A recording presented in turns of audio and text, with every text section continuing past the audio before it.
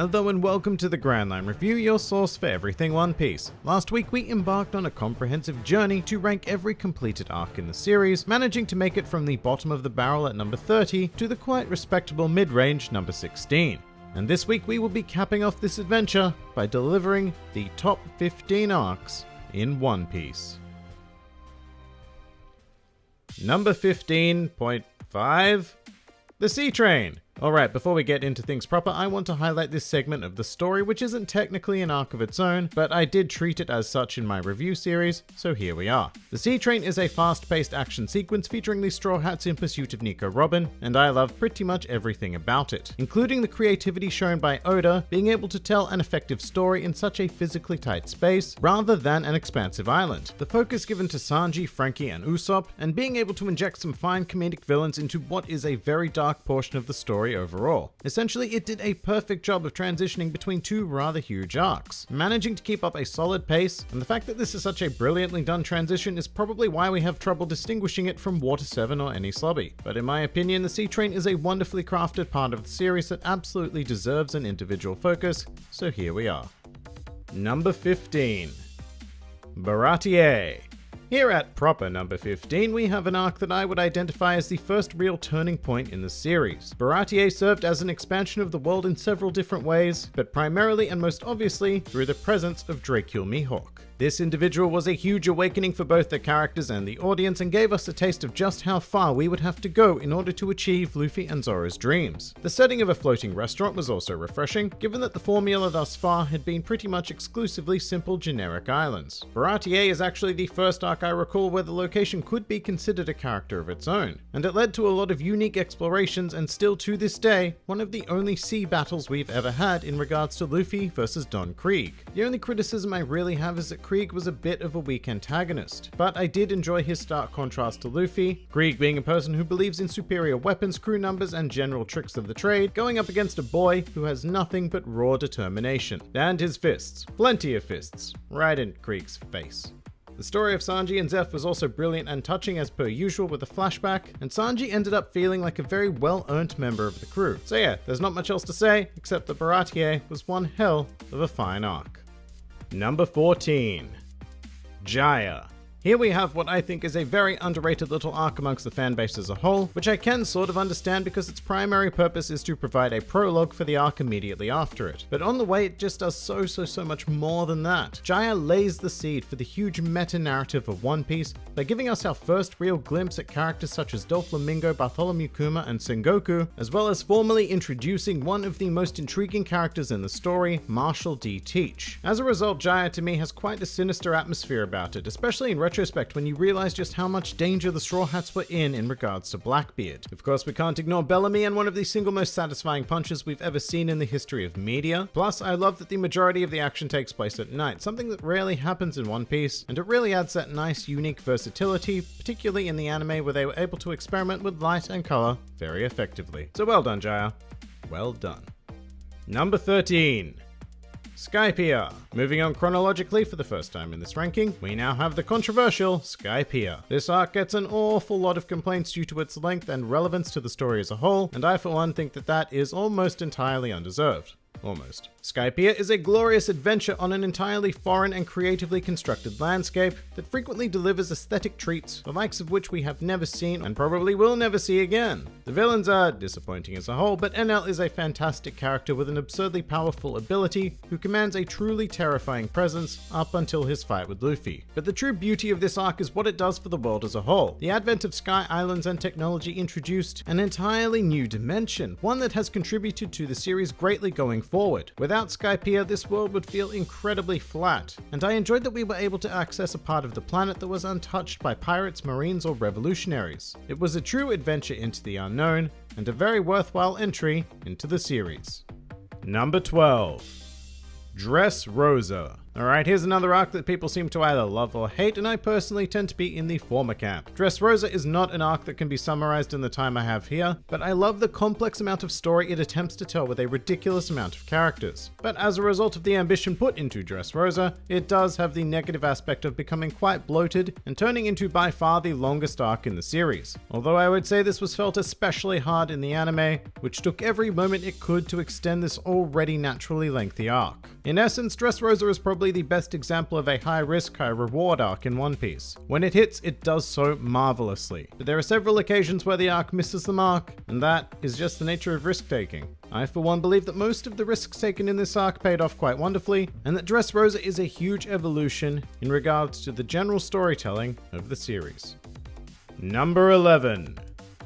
The Reverie. For those of you who aren't manga readers, I'm not going to get into spoilers, and I'll be trying to talk in very general terms, but there are really only two words that can describe the most recent and one of the shortest arcs in the series: pure hype. The Reverie was the coming together of the One Piece world on a scale we have never seen before. All the work put into the last 2 decades of storytelling was on full display, and it certainly did not disappoint us in regards to revelations regarding the world. Every chapter, in fact every panel of this arc, had my complete laser-like focus. Really, the biggest shame of the Reverie was how short-lived it was, but at the same time it left us with plenty to mull over in the background as we embark on our journey into Wano. Number 10. Water 7. Cracking the top 10, we have probably one of the darkest and most well-written arcs in the series. Water 7 brought an entirely new tone to One Piece, one that previously I would have thought wouldn't quite suit the style of the series, but Oda pulled it off masterfully. This arc brings a much-needed personal focus onto the Straw Hats and involves some gritty internal conflict, resulting in 2 members of the crew leaving by the end of the arc. But one of the most notable aspects of Water 7 is that, in my opinion, it is the first arc to do the character of Usopp any justice whatsoever. He was probably the character I enjoyed following most during this arc, and seeing him take a stand for his beliefs no matter how impractical they were was quite touching. And that feeling extends to the rest of the crew as well, who were thrown into a true crisis. Watching them deal with the events of Water 7 humanized the Straw Hats and gave them a lot of relatable depth, not usually present in a shonen manga. Add that to the beautiful location, intriguing side characters, and the underlying layer of mystery in regards to Robin and CP9, and what you have is a truly captivating arc. Number 9. Impel Down. So you'd think an arc set entirely within a hellish prison would be pretty dark, but in reality Impel Down is one of the funniest and generally enjoyable portions of One Piece, and it primarily achieves this by giving us a greatest hits of past One Piece villains, many of whom have their comedic aspects significantly amped up. The prison itself is quite a surreal location, as are the characters who inhabit it, some of the more bizarre antagonists we've ever come across actually, and overall it presents a really unique flavor to this ever-expanding world. But Impel Down is a wildly successful arc to me because it takes a fairly typical jailbreak plot and throws it into a gigantic bucket of One Piece chaos. It is 100% pure enjoyment from beginning to end. Number 8.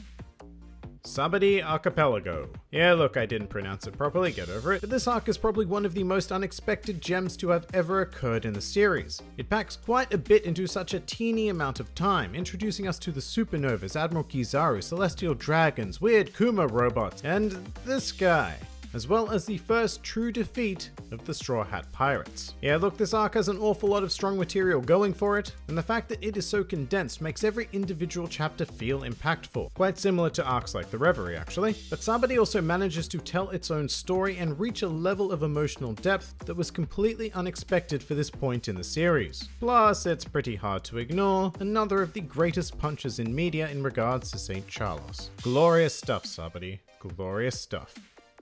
Number 7.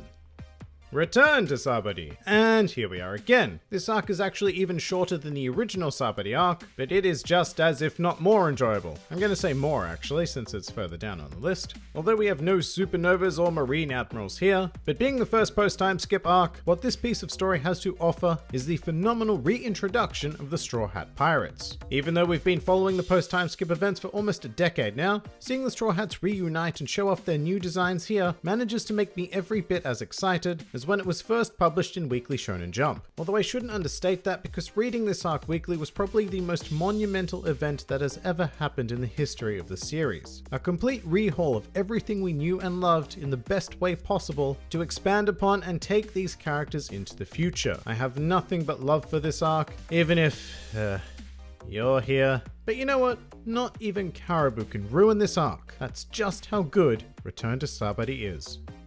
Number 6. Zou.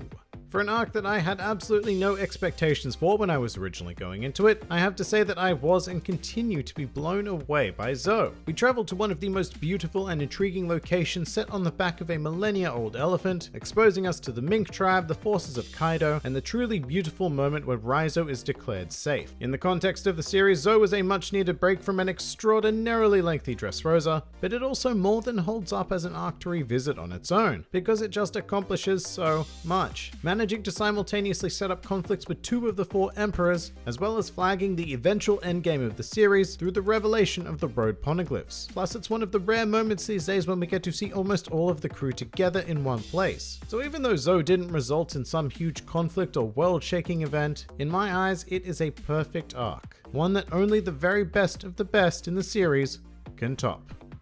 Number 5. Alabasta. When I think of classic One Piece, Alabasta is always the initial thought that comes to mind. This arc pioneered the now accepted long-form segments of the story by rather ambitiously engaging in the task of telling the story of an intricate civil war on the desert island. But Alabasta was much more than that. It served as the climax for the entire first saga of the Grand Line, and delivered a spectacle of a conflict with one of the greatest villains in the series to date, Sir Crocodile. This was by far the most difficult challenge the Straw Hats as a whole had ever faced, and watching them step up and overcome impossible odds one by one was immensely satisfying, with the particular battles of Zoro vs Mr. One and Luffy vs Crocodile still immortalized as some of the most brilliant pieces of action ever produced in One Piece, and I'd go so far as to say manga in general. Alabasta does have problems though, particularly in that it is a bit of a slow burn in the beginning, and the landscape of the desert nation certainly isn't the most intriguing we've ever seen, but the climax of the arc makes everything worth it. Number 4.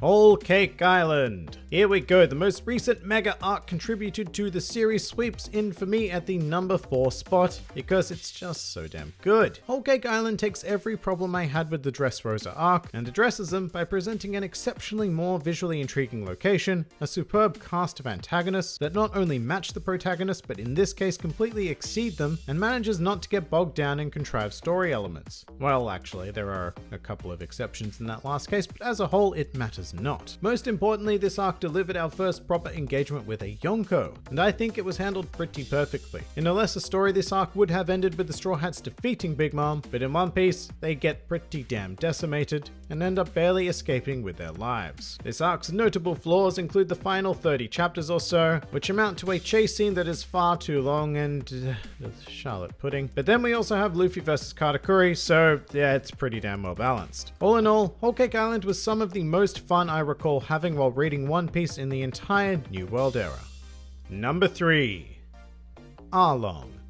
Getting close to the top now. And here we have the crowning achievement of the East Blue Saga, the Arlong arc. I've said this quite possibly a billion times on this channel, but this arc just does everything right. The location, the emotion, the fights. And probably more so than any final arc in a saga, it acts as a proper climax, with every Straw Hat thus far having their time to shine, resolving personal character arcs, reaffirming their dreams, or discovering new things about themselves. Arlong himself stands at the epitome of villainy with his sinister mixture of raw strength and a profoundly cruel nature. He may not seem like much in terms of power compared to the modern era, but Arlong still reigns as one of the most effective villains the series has ever known. All in all, this is the arc that made people sit up and take One Piece seriously. Everything up until now was Shonen 101, but the Arlong arc made it clear that this was no regular manga and continues to serve as a benchmark of quality almost 20 years after its publication.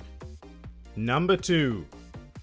Enies Lobby. Now, I hold a particular fondness for this arc because it was being serialized weekly when I caught up with the series, and as much as I loved it then, Enies Lobby has still retained every drop of its pure amazingness with age. This was the arc where the Straw Hats truly stepped up in the world by invading an enemy island and declaring war on the world government itself, all for the simple task of reclaiming one of their crewmates. This arc had little to no setup, it was go go go right from the beginning, and the ensuing chaos on the island of Enies Lobby is one of the most gratifying action sequences in, well, anything. Of course, that action only works because it has an incredible amount of emotion emanating from the central point of Robin, serving as its underlying base. Furthermore, CP9 served as fantastic villains, a true ensemble of power that were seemingly impossible to overcome, which made it all the better as they fell one by one to a mere band of pirates. With that in mind, Enies Lobby is without a doubt one of the finest achievements in One Piece, but the king of all arcs is still to come. Number 1. Marineford.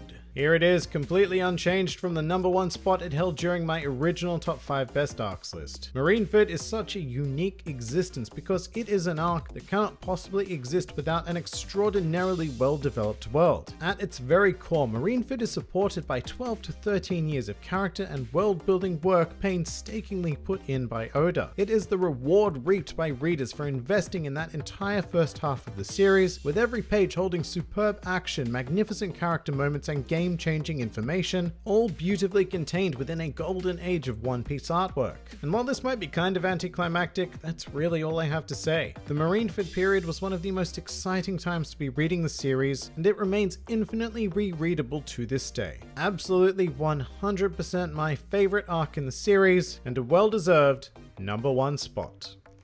But that pretty much does it for the comprehensive One Piece arc ranking. This whole arc review series has been an absurdly enjoyable journey, and it's pretty bittersweet to conclude it for now. I mean, I suppose stay tuned for the Wano arc review coming in roughly 2 years, but for now, the next weekly channel series has been voted upon, and the winner was the Devil Fruit Encyclopedia. So next week we will be embarking on a journey that is going to take significantly longer than this, as we attempt to create a video encyclopedia of every Devil Fruit in the series. If you enjoyed this video and this whole series actually, then please feel free to like, favorite, or subscribe, and if you are in any way inclined to support this independent channel, then also feel free to check out my Patreon, Discord server, or Twitter, the links to which are in the handy description below. Finally, please do comment with your own arc rankings, and thank you all for joining me on this adventure through the series. This has been the Grand Line Review, and I'll see you next time.